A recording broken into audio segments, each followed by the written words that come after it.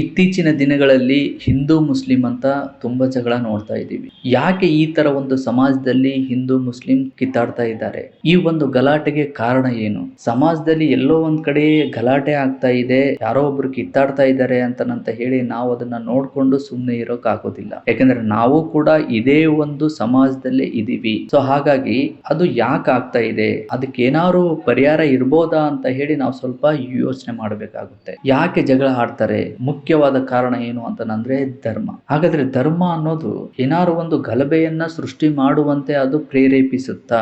ಒಬ್ಬ ವ್ಯಕ್ತಿ ಇನ್ನೊಬ್ಬ ವ್ಯಕ್ತಿಯನ್ನ ದ್ವೇಷಿಸುವಂತೆ ಧರ್ಮ ಏನಾದ್ರೂ ಬೋಧನೆ ಮಾಡುತ್ತಾ ಅನ್ನೋದನ್ನ ನಾವು ಸ್ವಲ್ಪ ಯೋಚನೆ ಮಾಡ್ಬೇಕು. ನೋಡಿ, ಇತ್ತೀಚಿನ ದಿನಗಳಲ್ಲಿ ನಾವು ತುಂಬಾ ಈ ಒಂದು ಸೋಷಿಯಲ್ ಮೀಡಿಯಾದಲ್ಲಿ ನೋಡ್ತಾ ಇದ್ದೀವಿ, ಹಿಂದೂ ಮುಸ್ಲಿಂ ಜೊತೆ ಒಬ್ಬ ಮುಸ್ಲಿಂ ಹಾಗ್ ಮಾಡ್ದ, ಒಬ್ಬ ಹಿಂದೂ ಹೀಗ್ ಮಾಡ್ದ, ಈ ತರ ಮೆಸೇಜ್ ಗಳನ್ನ ತುಂಬಾ ನೋಡ್ತಾ ಇದ್ದೀವಿ. ಇವಾಗ ಏನಾಗ್ಬಿಟ್ಟಿದೆ ಅಂತಂದ್ರೆ ಪ್ರತಿಯೊಬ್ಬ ಹಿಂದೂ ಮನೆಯಲ್ಲಿ ಒಬ್ಬ ಮುಸ್ಲಿಂ ವಿರೋಧಿ ಇದ್ದೇ ಇರ್ತಾನೆ, ಹಾಗೆ ಒಬ್ಬ ಮುಸ್ಲಿಂ ಮನೆಯಲ್ಲಿ ಹಿಂದೂ ವಿರೋಧಿ ಕೂಡ ಇದ್ದೇ ಇರ್ತಾನೆ. ಇವಾಗ ಅಂತ ಒಂದು ಪರಿಸ್ಥಿತಿ ಆಗಿದೆ ಇವಾಗ. ಹಾಗಾದ್ರೆ ಇದಕ್ಕೆ ಏನು ಪರಿಹಾರನೇ ಇಲ್ವಾ? ಇದೆ ಸ್ನೇಹಿತರೆ, ನಾನು ನಿಮಗೊಂದು ಇಮೇಜ್ ಅನ್ನ ತೋರಿಸ್ತೀನಿ.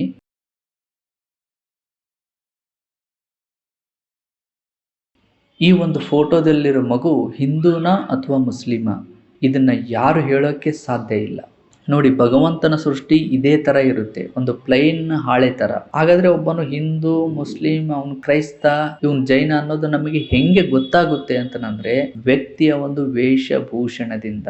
ಯಾರಾದ್ರೂ ಒಬ್ರು ಟೋಪಿ ಹಾಕೊಂಡಿದ್ರೆ ನಾವು ಹೇಳ್ತೀವಿ ಹೌದು ಅವನು ಮುಸ್ಲಿಂ ಅಂತ ಹೇಳಿ. ಯಾರಾದ್ರೂ ಒಬ್ಬನು ತಿಳ್ಕ ಹಾಕೊಂಡಿದ್ರೆ ಹೌದು ಅವನು ಹಿಂದೂ ಅಂತಂದು ನಾವು ಹೇಳ್ತೀವಿ. ಹೀಗೆ ವೇಷಭೂಷಣದಿಂದ ವ್ಯಕ್ತಿ ಬೇರೆ ಬೇರೆಯಾಗಿ ಕಾಣ್ತಾನೆ. ಹಾಗಾದ್ರೆ ಇದನ್ನ ಸೃಷ್ಟಿ ಮಾಡಿದವ್ರು ಯಾರು? ನೋಡಿ, ಇವುಗಳು ಕೆಲವೊಂದು ಸಂಪ್ರದಾಯಗಳಿಂದ ಬಂದಿರ್ತವೆ, ರೈಟ್? ಇದು ದೇವರ ಸೃಷ್ಟಿ ಅಲ್ಲ. ದೇವರ ಸೃಷ್ಟಿಯಾಗಿದ್ರೆ ಒಂದು ಮಗು ಹುಟ್ಟಿದಾಗಲೇ ಟೋಪಿ ಹಾಕೊಂಡು ಹುಡ್ತಿತ್ತು, ಹುಟ್ಟಿದಾಗಲೇ ತಿಲಕ ಹಾಕೊಂಡು ಹುಡ್ತಿತ್ತು, ಹುಟ್ಟಿದಾಗ ಸಿಲುಬೆ ಒಂದು ಸಿಂಬಲ್ ಹಾಕೊಂಡು ಹುಡ್ತಿತ್ತು, ರೈಟ್? ಇದು ದೇವರ ಸೃಷ್ಟಿ ಅಲ್ಲ.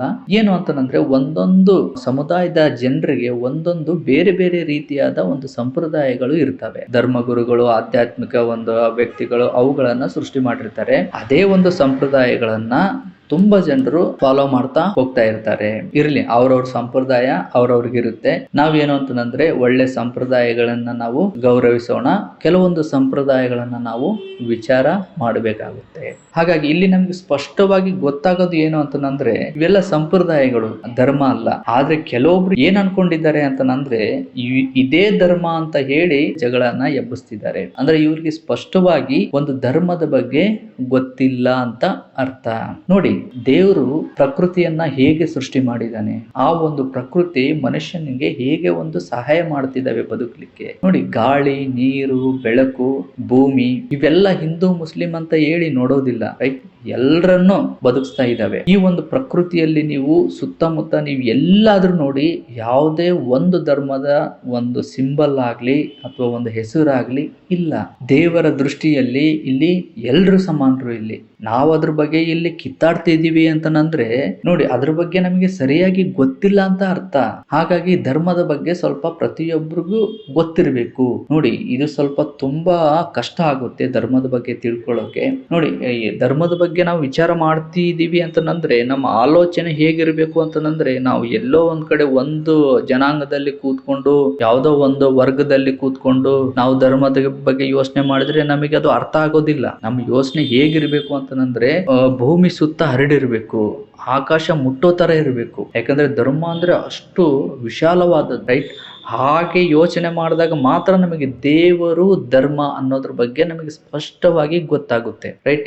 ನಿಮಗೆ ಯೋಚನೆ ಮಾಡೋದ್ರ ಮುಖಾಂತರ ನಿಮಗೆ ಗೊತ್ತಾಗ್ಲಿಲ್ಲ ಅಂತಂದ್ರೆ ಕೆಲವೊಂದು ಧಾರ್ಮಿಕ ಗ್ರಂಥಗಳನ್ನ ನೀವು ಓದ್ಬೋದು. ನೋಡಿ, ಇಲ್ಲಿ ಕೆಲವೊಬ್ರು ಒಂದು ಮಿಸ್ಟೇಕ್ ಮಾಡ್ತಾರೆ. ಏನು ಅಂತಂದ್ರೆ ಯಾವುದೋ ಒಂದು ಜನಾಂಗದ ಧಾರ್ಮಿಕ ಗ್ರಂಥಗಳನ್ನ ಓದಿದ್ರೆ ಹೌದು ನಮ್ದಷ್ಟೇ ಸರಿ ಅಂತ ನಾವು ಅನ್ಕೊಂತೀವಿ, ಇನ್ ಮಿಕ್ಕಿದವರೆಲ್ಲ ನಮಗೆ ವಿರುದ್ಧವಾಗಿ ಕಾಣ್ತಾರೆ. ಸೊ ಹಾಗಾಗಿ ಅವ್ರ ಧರ್ಮದಲ್ಲಿ ಏನಿದೆ, ಅವ್ರದ್ದು ಏನ್ ಹೇಳುತ್ತೆ ಅನ್ನೋದು ಸ್ವಲ್ಪ ನಾವು ತಿಳ್ಕೋಬೇಕು. ಧರ್ಮದ ಬಗ್ಗೆ ನಾವು ಸರಿಯಾದ ಅರಿವು ನಮಗೆ ಇರಬೇಕು. ಯಾರಿಗೆ ಧರ್ಮದ ಬಗ್ಗೆ ಸರಿಯಾದ ಅರಿವು ಇರೋದಿಲ್ವೋ ಅವರು ಹಿಂದೂ ಮುಸ್ಲಿಂ ಅಂತ ಹೇಳಿ ಜಗಳ ಆಡ್ತಾರೆ.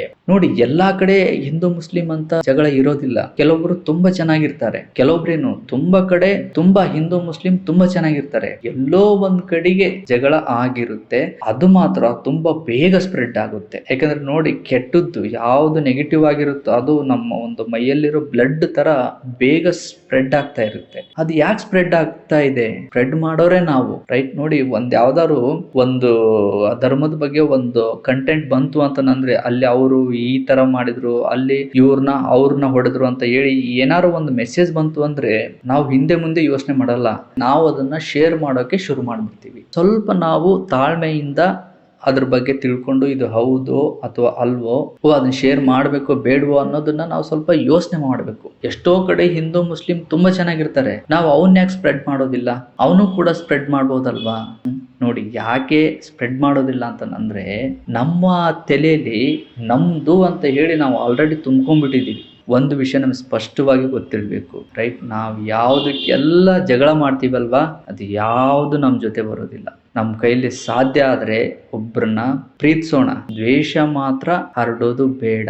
ಅದು ಈ ದ್ವೇಷದಿಂದ ಇನ್ನೂ ದ್ವೇಷ ಹತ್ತುತ್ತೆ ಹೊರತು ಕಡಿಮೆ ಅಂತರಕ್ಕೂ ಆಗೋದಿಲ್ಲ. ನೋಡಿ, ನಮ್ಮ ಒಂದು ವ್ಯಕ್ತಿತ್ವ ಒಂದು ಕನ್ನಡಿ ತರ, ರೈಟ್? ನಾವು ಹೇಗ್ ರಿಯಾಕ್ಟ್ ಮಾಡ್ತಾವೋ ಎದುರುಗಡೆ ವ್ಯಕ್ತಿ ಕೂಡ ಹಾಗೆ ರಿಯಾಕ್ಟ್ ಮಾಡ್ತಾನೆ. ಪ್ರತಿಯೊಬ್ಬರಲ್ಲೂ ಮಾನವೀಯತೆ ಅನ್ನೋದು ಇದ್ದೇ ಇರುತ್ತೆ, ಪ್ರತಿಯೊಬ್ಬರಲ್ಲೂ ದ್ವೇಷ ಕೋಪ ಅನ್ನೋದು ಇದ್ದೇ ಇರುತ್ತೆ. ಯಾವುದನ್ನ ಬಡಿದೆಬ್ಬಿಸ್ಬೇಕು ಅನ್ನೋದು ನಮ್ಮ ಕೈಯಲ್ಲಿರುತ್ತೆ. ಹಾಗಾಗಿ ಸ್ನೇಹಿತರೆ, ನಮಗೆ ಆದ್ರೆ ಪ್ರೀತಿಸೋಣ, ಇಲ್ಲಾಂದ್ರೆ ಸುಮ್ಮನೆ ಇರೋಣ. ಆದ್ರೆ ದ್ವೇಷನ ಮಾತ್ರ ಹರಡೋದು ಬೇಡ.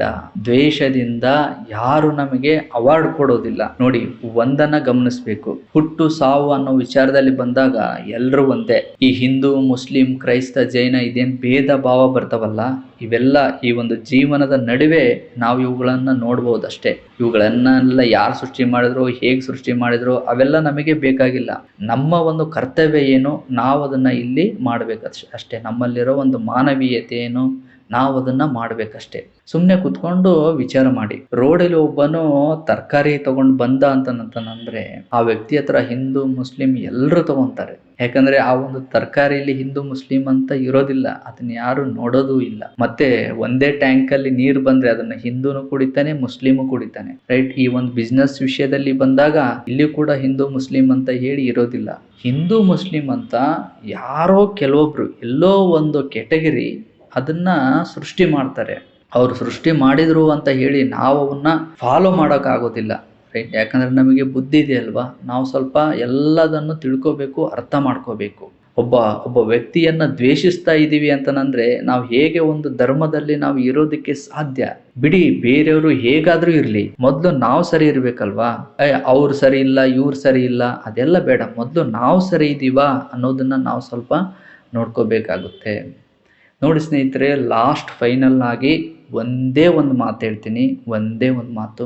ದೇವರ ಸೃಷ್ಟಿ ಮಾಡಿರೋ ಮನುಷ್ಯನನ್ನೇ ಒಬ್ಬ ವ್ಯಕ್ತಿ ಪ್ರೀತಿಸ್ಲಿಲ್ಲ, ಅವನನ್ನ ಗೌರವಿಸ್ಲಿಲ್ಲ ಅಂತಂದ್ರೆ ದೇವರನ್ನ ಹೇಗೆ ಪ್ರೀತಿಸ್ತಾನೆ, ದೇವ್ರ ಬಗ್ಗೆ ಹೇಗೆ ತಿಳ್ಕೊಂತಾನೆ, ದೇವ್ರ ಬಗ್ಗೆ ಹೇಗೆ ಭಕ್ತಿ ಇಡೋಕ್ ಸಾಧ್ಯ ಆ ವ್ಯಕ್ತಿ? ಹಾಗಾಗಿ ಸ್ನೇಹಿತರೆ, ಮೊದಲು ನಾವು ನಿಜವಾಗ್ಲೂ ಧರ್ಮವನ್ನ ನಾವು ತಿಳ್ಕೊಂಡಿದ್ರೆ, ನಾವು ದೇವ್ರ ಮೇಲಿನ ಜಾಸ್ತಿ ಭಕ್ತಿ ಇದ್ರೆ, ನಾವು ಒಂದು ಆಧ್ಯಾತ್ಮಿಕ ಒಂದು ಧಾರ್ಮಿಕ ವ್ಯಕ್ತಿಗಳಾಗಿದ್ರೆ, ನಮ್ಮ ಮೊದಲನೆಯ ಕೆಲಸ ಒಬ್ಬ ವ್ಯಕ್ತಿಯಲ್ಲಿ ಭೇದ ಭಾವ ನೋಡಬಾರ್ದು. ದೇವರಲ್ಲೇ ಈ ಭೇದ ಭಾವ ಇಲ್ಲ, ನಮಗೆ ಯಾಕೆ ಹೇಳಿ ಸ್ನೇಹಿತರೆ?